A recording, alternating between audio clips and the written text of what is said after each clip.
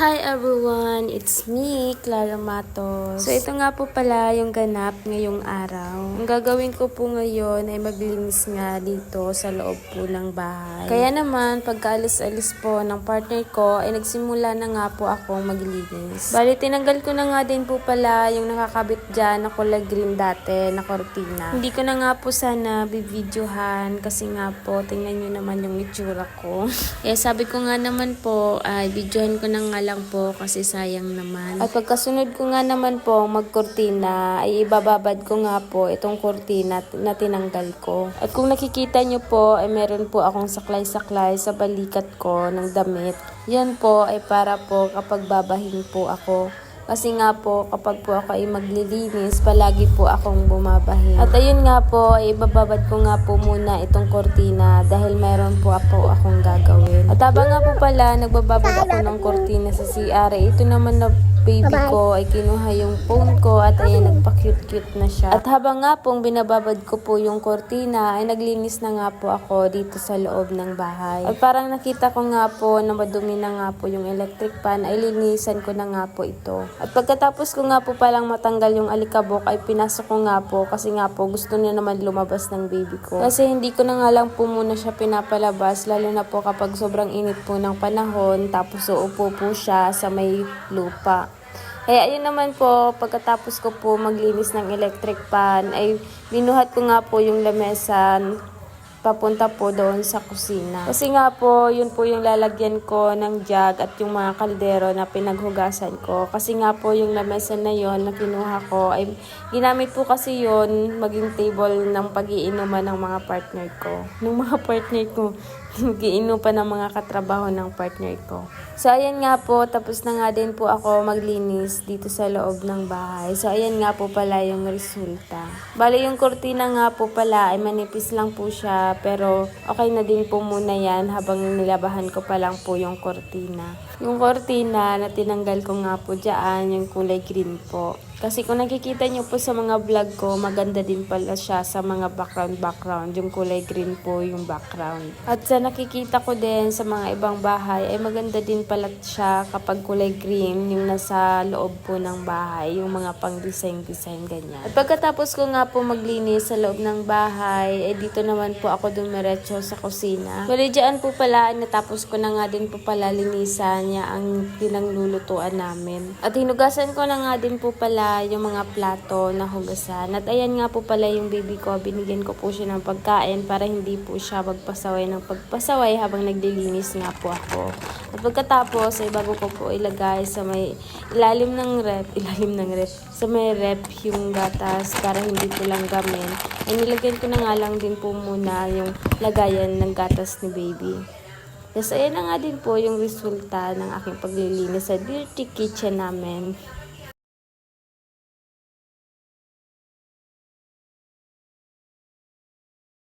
At pagkatapos ko nga po pala maglinis sa kusina, ito naman pong mga kortina yung nilabahan ko. At ayan nga po, pasaway na ng pasaway yung baby ko. At sabi ko nga po, sige na maglaro na lang po muna siya dyan habang nilalabahan ko po yung kortina. Kasi pagkatapos ko po maglaba ng kortina, ay papaliguan ko na nga din po siya. Bali, hindi lang din po kasi kortina yung nilabahan ko, pati nga po yung mga trapo. Yung mga masahan po na ginamit namin. At pagkatapos ko nga po palalabahan yung kortina, ay sinampay ko na nga din po ito habang sobrang init pa po ng panahon.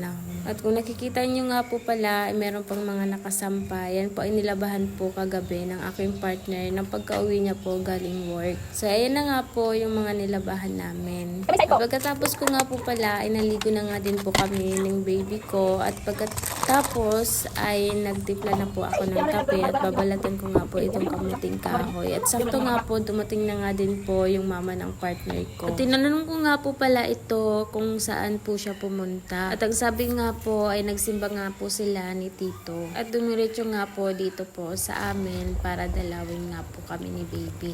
Bali si Tita po kasi, Sunday din po kasi yung off niya. Kaya nga po nakapagsimba po siya at pumunta po siya dito sa amin.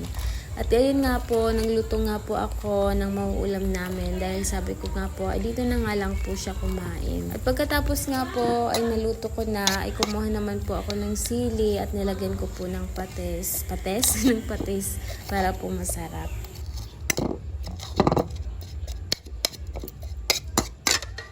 So, ayan nga po pala yung aking niluto. So, medyo makulit pa nga daw po yan. Kasi nga po, gutom na po ako. Kaya po, okay na po yung pagkakakulo. Kasi medyo okay naman na po. Malambot na siya. So, pagkahapon nga po, ay pumunta na po kami sa bultihan. At sinama ko po yung baby ko. Tayo ko nga po sanang sumama kasi nga po nahihiya po talaga ako. Kasi alam niyo naman po, mahihain ang tao to. So, ayun nga po, napilit ko, kaya sumama po ako. At sinama ko din si baby ko. Kasi kung iiwan ko naman siya. So, ayun nga po, papunta na nga po kami sa birthday-han. Habang papunta nga po kami, at iniisip ko na dyan, napapasaway talaga to pagdating namin doon. Kaya sinabi ko, siguro hindi kami magtatagal doon dahil hindi ko kaya yung pasaway ng batang ito.